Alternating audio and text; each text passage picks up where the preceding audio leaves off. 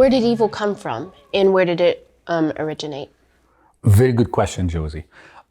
Before I go to the answer, to present that from the Bible, there are two misunderstandings. I want to clear this from our way first.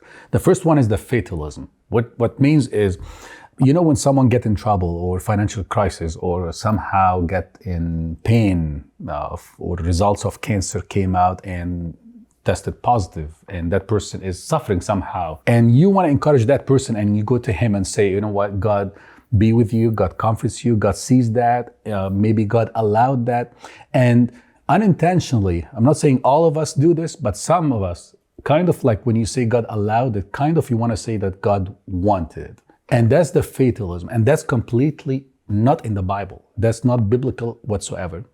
If God allowed something painful or maybe kind of suffering, or I passed through a hard time this time, it doesn't mean because God allowed it that God wanted it. Yeah. We know from the Bible in several occasions, many verses, that God doesn't have evil. He's not evil, and he's not the cause of evil. He's not evil. He doesn't have evil, first of all, to cause it. So that's very, very clear. I want to clear this out of the way, that God, if he allowed something for certain reason, which we're going to talk about, it doesn't mean that he wanted it, okay? And he doesn't have evil. So that kind of fatalism theory, it doesn't apply. It's not biblical. The second one is the dualism. Kind of this, the Greeks had this kind of thinking, which is, I find very silly. The God of good and God of evil. And maybe in that time, the God of evil won in that certain battle. For example, when that cancer results came out and you found out, oh, I have cancer, or I have that pain, or I must suffer that, kind of like God of the evil won at that battle. Maybe the God of good won at different occasions, and that were fine. But at that certain time, God of the evil won. That's silly and nonsense. Nothing like that. Where the evil come from, to answer your question, Josie, we know from the Bible is because of the free of choice, the freedom that God gave to his creatures, especially the mankind that were created on his image.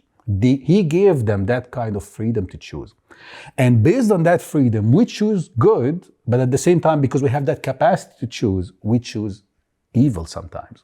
And therefore, we are suffering. We're going into a pain because of someone else had that kind of freedom to cause evil, and the consequence of that evil, I suffered. Whether I suffered because someone else chose by his own free choice that God gave him to cause me suffering and pain, or my own choices that I made, sometimes I suffer. Starting from the devil himself. We read this in Isaiah 14. Let me read this if you want to read it with me. Isaiah 14, verse 12 to 15. If you open your Bibles about this, from the devil himself. And I want you to look at the verbs, the sentences that the Bible said about the devil himself. Isaiah 14, verse 12 to 15. Have you fallen from heaven, morning star, son of the dawn? You have been cast down to the earth, you who once laid low the nations. Listen to these verbs. You said in your heart, I will ascend to the heavens. I will raise my throne above the stars of God. I will sit enthroned on the mount of assembly, on the utmost heights of Mount Zephon. I will ascend above the tops of the clouds. I will make myself like the Most High, but you're brought down to the realm of the dead, to the depths of the pit. Look at these verses. I will ascend. I will raise my throne. I will sit enthroned. I will ascend above the tops. I will make myself like the Most. These are verbs that coming from the devil himself, from Satan, not caused by God. God has nothing to do with this. These were intentional actions that the devil, by his will, wanted to take an action on. And that was the consequence from the devil himself. And by the way, on a side note, God doesn't want anyone to choose wrong. He gave us that freedom to choose right, and therefore, because we have that capacity, we can choose to do evil, but he doesn't want us to do evil. But he cannot force us to do the good thing. He cannot force us to do or choose to do good. Otherwise, we will not be free. It kind of like he's stealing that capacity from us, and we're not allowed to choose. If he allowed us to choose from the day one, from that creation, that he created the mankind on his image, Therefore, we are allowed to choose good and evil. Speaking of that God doesn't want us to choose evil. He cannot force us to choose good all the time because he respects that freedom that he gave us. But he also doesn't want us to choose that evil. We can read that in Deuteronomy. In the Old Testament, in the Torah, the fifth book, Deuteronomy chapter 30, verse 19. It says that in Deuteronomy 30, verse 19. Today I have given you the choice between life and death. God speaking. Today I have given you the choice between life and death, between blessings and curses. Now I call on heaven and earth to witness the choice you make. That choice you make, human beings.